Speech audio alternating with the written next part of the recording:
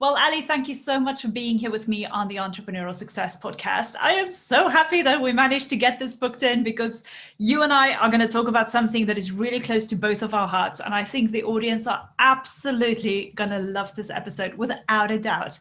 Before we get started, why don't you just introduce yourself and tell us a little bit about what you do? Well, first of all, thank you so much for having me. I'm so excited to be here today and to talking with you. So my name is Ali Dunn, and I live in California. And I am a women's empowerment coach and workshop facilitator. So my work is really about bringing women's voices to the surface. So I love to connect with women. I feel a deep calling to help women live the life that they want aligned with their values. And so I work with women in all stages of their life. Maybe they're in transition, maybe it's about a promotion, a career change, or maybe it's that yearning to start sort of an entrepreneurial journey. Yeah, and this is so powerful. And this is why I'm so excited about it, because with so many things happening around the world, there's so many changes that most of us needs to make or wants to make. But there's so much that is, in us, that is, we're having this battle with ourselves constantly. And I find that that's the work that you do that is so amazing, which brings to light so much where women really discover their power, but also how to live in alignment with what it is that they really want and want to achieve.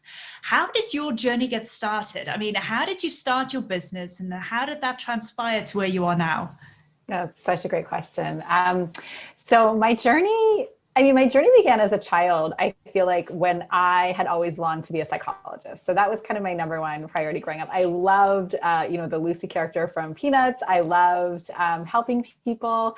And sort of along my path, I ended up just really taking to fashion. There was like this calling that I wanted to be in fashion. I wanted to live this kind of New York life. I wanted to do all of this, sort of beautiful and glamorous stuff. So I kind of actually fell into that journey in my 20s, and I worked in fashion, marketing, and wholesale. And I'm originally from Canada, and I moved to California when I was 28. And after working a little bit for the fashion industry in California, I became pregnant with my first daughter. And that changed my life in, so many positive ways. I'm a very lucky mom of two daughters, but it also threw me for a loop that even today I still can't figure out, A, how I made it through, and B, how I could be so lucky to be doing what I'm doing today. Because I would say I had a full-on identity crisis. I ended up staying at home with my daughters while my husband worked. And so he was very focused in his career, and I just watched him skyrocket. I watched him double down. I watched myself support him, and each day was a challenge to find my own joy in this new thing called motherhood. And I looked around and I saw these women, pushing their strollers, being in the park, like seemingly very happy and very fulfilled and very lit up. And I thought, what's wrong with me? Why don't I feel these things? Why do I feel like I'm on the outside of this kind of mom circle? And I think in hindsight, when I look back, I think I probably had postpartum. I don't feel like I had a network of friends who had children. So I just really felt alone.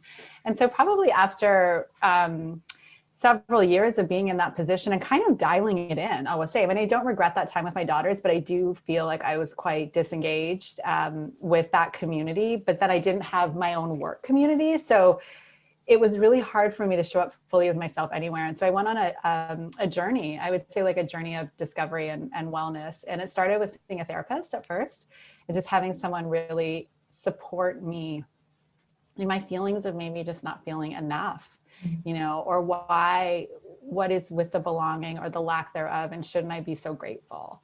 And so within that journey, I then took it to the next level and started working with a coach. And I feel like that for me was the transition. That was the time when I was working with someone who I thought really saw me. It's like she had a vision for me that was greater than what I could see for myself. And I think for the first time in my life that happened. And to be with someone who said, no, there are no limitations. You can do what you want. You can live this life. And it just, for me, it changed my whole life. And through working with her and then my own discovery, I realized that my mission was going to be to help women who had felt like how I felt or had been in my position and shorten the duration of their journey. Because I would say for me, it was almost start to finish, probably 5 years it took me to figure out what I wanted to do, go back to school, get certified as a coach, do some Brene Brown training, do Tara Moore training, go through all the motions and do this stuff and launch my business. And I thought, I have this knack and this ability. I've always been the person that people go to for help. Right. So ask Ali, she'll do it for you. She can take care of it. And I thought, okay, there's a business model in there, plus just this calling that I have in my heart to help women find their passion and their voice. And that I don't believe that we can have it all, but I believe that we can have something great.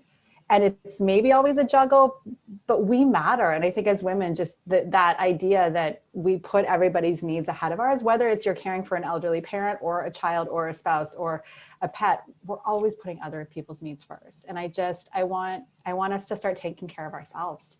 Yeah. That's what led me here today.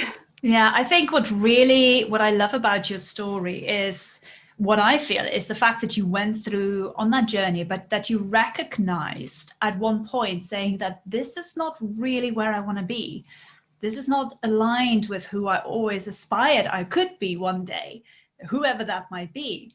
But that kind of question at that moment in time as to what am I here for? What am I doing? Where am I heading with this? That kind of triggered something for you that led you to, number one, start getting help, which is something that so many of us, and particularly women, we're afraid of getting help. We're afraid of asking for help and getting support. But that kind of opened up the door for you. From there, you got a coach, you got so many other mentors, and you just developed and you grew. And one door led to another. And here you are today, just being an amazing woman doing amazing work. And, I take my hat off to you. Yes, it's not easy, but the persistence was there because you decided you wanted to see this through and you wanted to find out who you are and what you can become. And it's like you said, when you kind of found out that there's no limitations, it speaks to my heart, because I wish everybody could go through a point of just realizing that there's no limitations. They can do whatever they want. It's so true. And I think that there's almost a shame or a guilt in wanting more. Right? And wanting more. Shouldn't you be so happy with what you have? And it's like when you open up that door to possibilities and you think, I can be and do anything, and it's going to take some work, because I don't believe in that idea of, just wish upon a star and it's going to happen. It will take work, but without risk, there's no reward. Yeah, absolutely. Absolutely. And I think that works very nicely in with what you want to share with us today, which is something that is really valuable and important. So for those of you listening, we want to talk about living a life that is aligned with your values and so much more beyond that. But to understand, and I mean, even just taking Ali's example here as how her journey has evolved and how she has walked, through life and discovering things and asking for help. But I think the most important thing was just really discovering what your values were and how that got in alignment with who you are at that moment in time. Am I right for saying?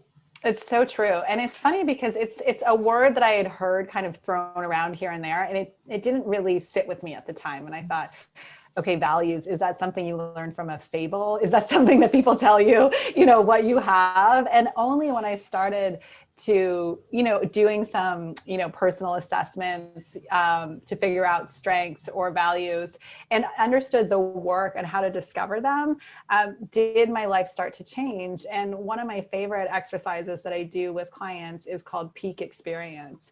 And so you go through a moment in time when you felt the most fulfilled and you felt the happiest or the most in flow and everything like yourself. And then through that story, you extract the values that come from that.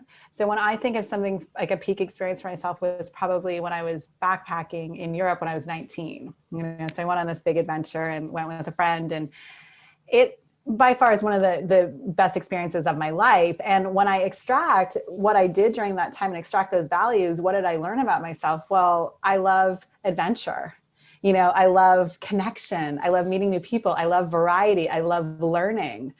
I love the outdoors. I love nature and beauty. And so when I kind of took note of all of those things that were showing up in that story, I thought, how is this similar to day in and day out being at the park with my stroller and baby?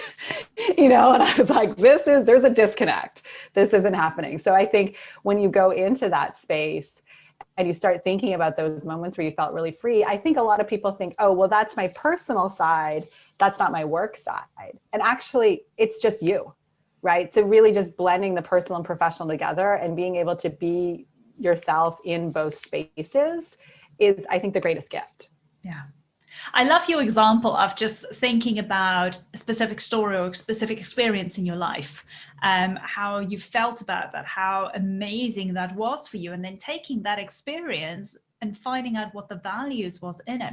And I think if you have a couple of those kind of experiences in your life, you can kind of find a theme amongst them about the different values.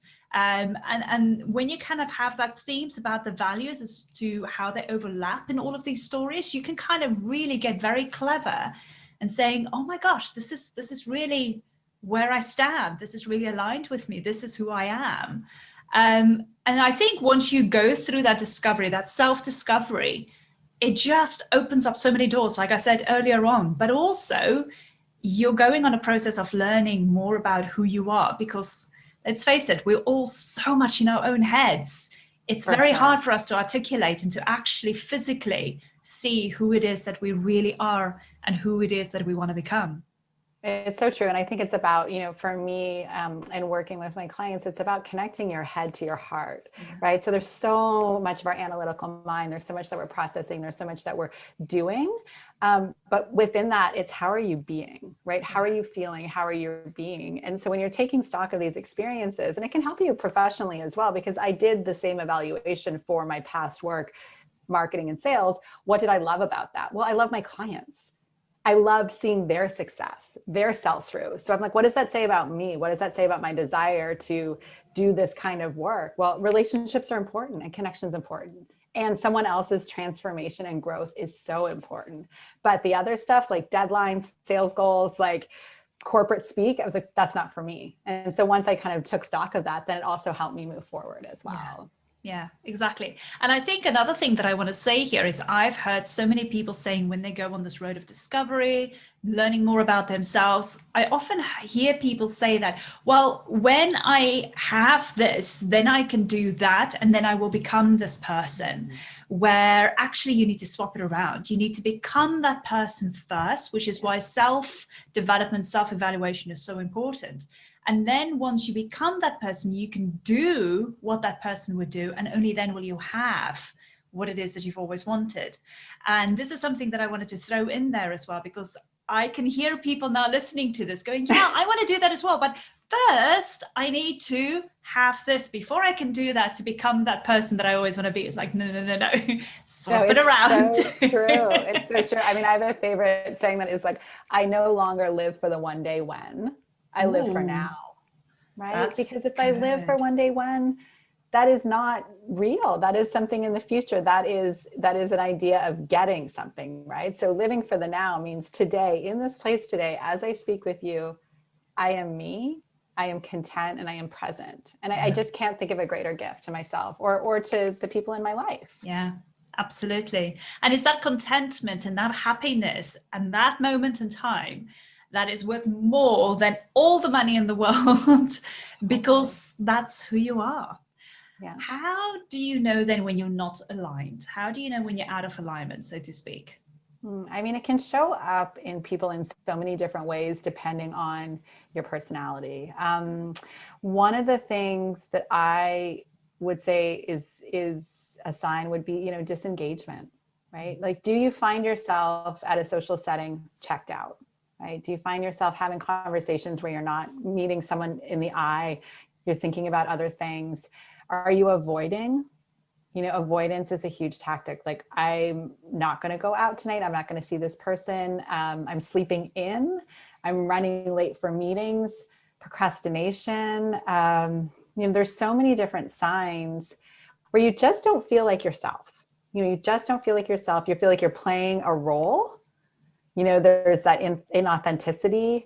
There's, I mean, and greater than that, there can be, depression, right? I think there's also that part that we don't talk about a lot, where trying to detect, is this normal? Am I bummed, or is there something else going on? So I often do suggest to people to really check in with people who know them.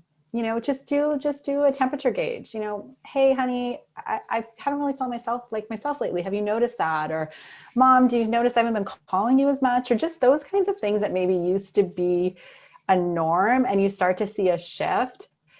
It's checking in with that intuition. It's checking in with that inside voice. Because for me, it just started as like a slow murmur, like, this doesn't feel right. There's something off. But I just kept pushing it away, saying, oh, no, I'm fine. I should be so lucky. I should be so grateful. But it's just, this, for me, I think it's really disconnect and the feeling of not belonging.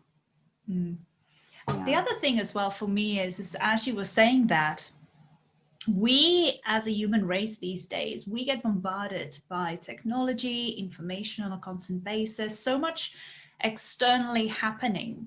And we're so reliant on the external things around us that we kind of forgot how to check in with our sixth sense, how to zone in on our feelings at that moment in time, and how to tap into it, that when you are out of alignment, when you are not feeling yourself, to grasp that and to go, oh, I'm not feeling like myself. Why is that? What do I need to do to swing that around and to feel like myself again?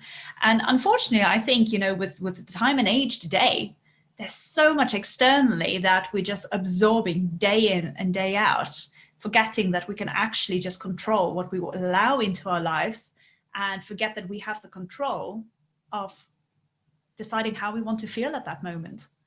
It's so true. And I think that the control aspect and the decision making, because one of the things, because I do talk a lot about boundaries with my clients, and one of the things I remember saying this to someone before was, how about you send out a text to a group of your closest friends and say, just as a heads up, I may receive your text, but I'm just not going to respond right away. Just, you'll hear from me within 48 hours, no big deal, moving right along. And I remember my client looking at me saying, that is the best advice I've ever heard. Because she said, I didn't know I could do that. She said, I did not know I was able to say that. I thought I had to respond right away. And it was interfering with her happiness, because there was some messaging coming in that was, overwhelming to her, plus just her general productivity.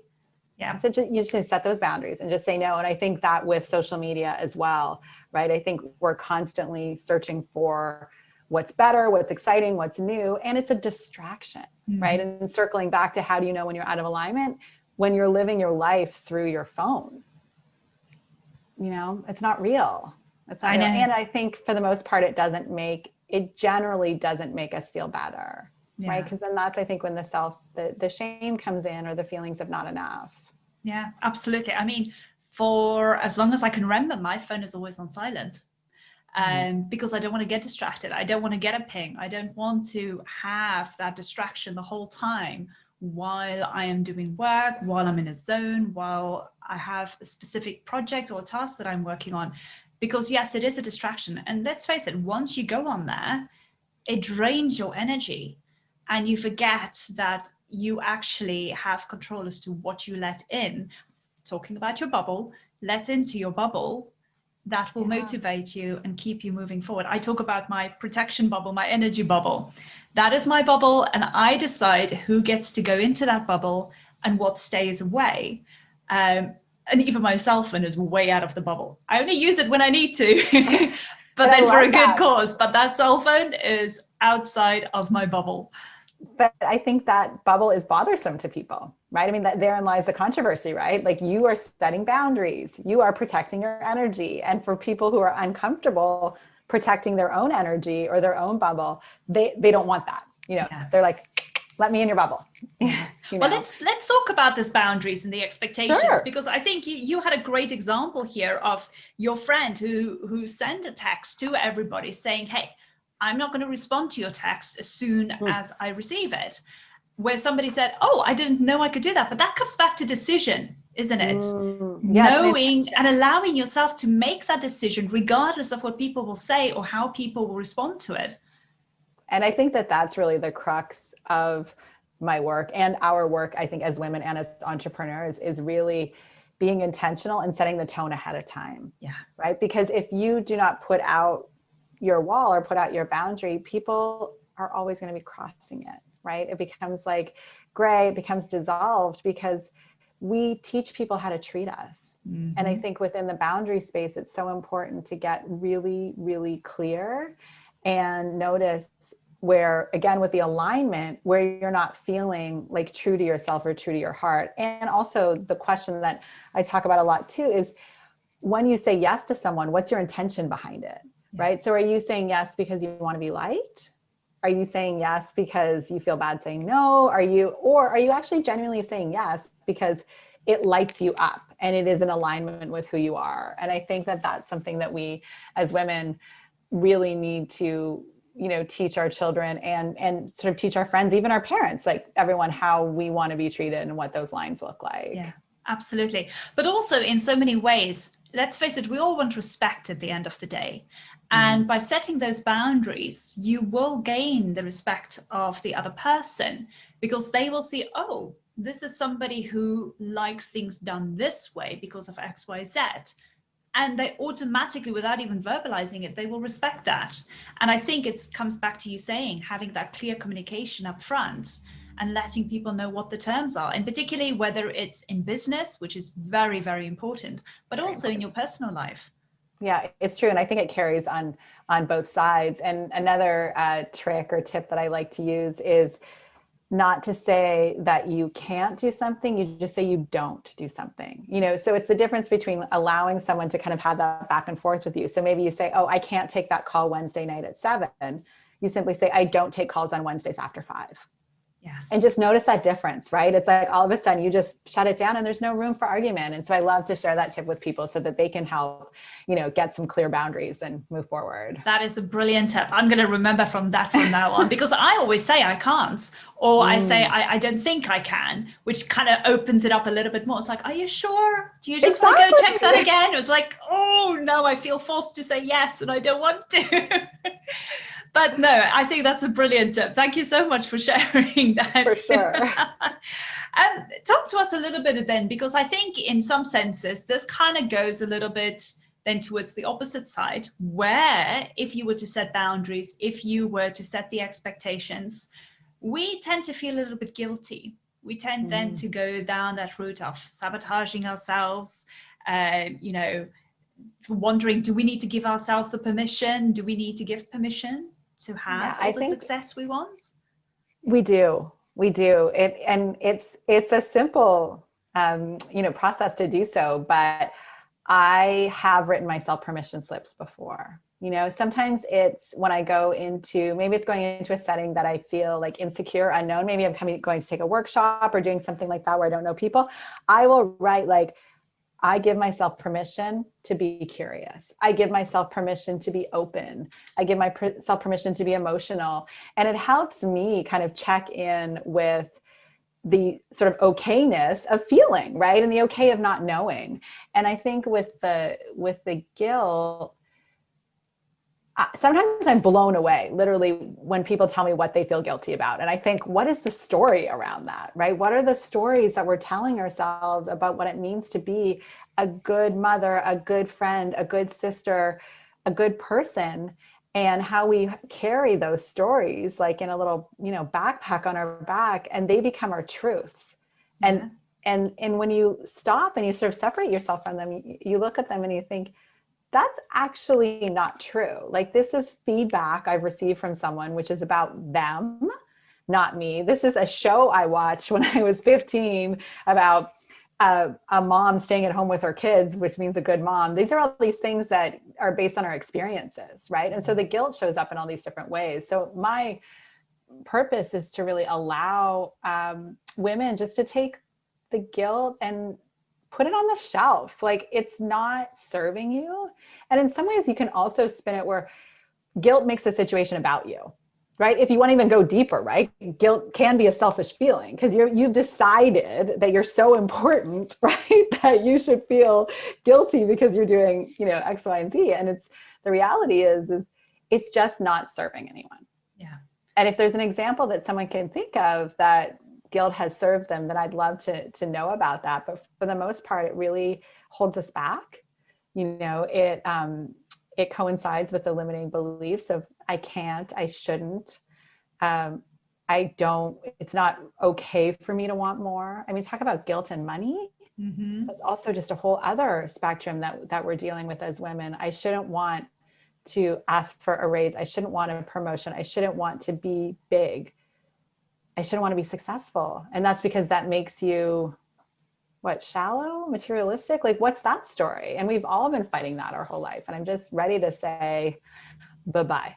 I love that. I've got a little example of that where when I started my business, coming from the corporate world, we are so in the belief when you're in corporate that you've got to work 9 to 5 and you've got to sit behind your desk and you've got to work in order to, number one, be productive, but also in order to become successful. Mm-hmm. And we all know as entrepreneurs, as we go on this journey, that is not the case. That is a belief that is instilled in you in the employment environment. Getting out of that belief, I had to go through a process where I had to give myself the point where I didn't have to sit behind my computer 24/7, where I could say, oh, I felt like taking my dog for a walk, going and doing that, and then coming back and saying, I feel so guilty for not sitting here and doing the work. That took me a whole process of realizing that I can give myself permission. I don't have to feel guilty for taking an hour off, going and meeting a friend for lunch and not sitting behind my computer the whole time and being active the whole time, deciding to take a day off when I felt like it, not feeling guilty about that, but also at the same time, knowing that I can make that decision.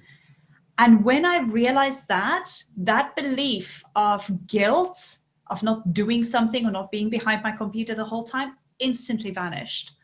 And now, so much so that I'm looking for opportunities where I can take little bits of time off and just do the things that I enjoy doing. And it motivates me so much more. And honestly, it comes together with what you said before, giving yourself that permission, mm-hmm. doing those permission slips. And finding those little times and dates where I can give myself permission to do things that I enjoy, it makes a world of difference. The guilt is not there at all anymore. And how liberating, right? I mean, I can even talk about it. I can see the change in your energy, right? It's like you're so empowered. You decided how you want your life to look, and you're taking charge and recognizing that you are loved and you are important for who you are, not for what you do. And I think that idea of a first step for people is maybe writing out that permission slip, even if you want to do it by week. Like this week, I give myself permission to, watch a show for 30 minutes, exercise midday, meditate for 10 minutes, whatever it might be. Because as a society, we're told hustle, hustle, hustle, mm-hmm. right? You're only as important as how much work you do, what you do, how much money you make, how fast you get there, how, all of that stuff. And it's like, then what are you living for? Yeah, I don't know, and I think it's like we need a messaging sort of decoder to come out and kind of say, actually, it's about how you are being. It's about how your heart feels. It's about what matters to you. And that is the beauty of this type of work as entrepreneurs, that we can have that flexibility.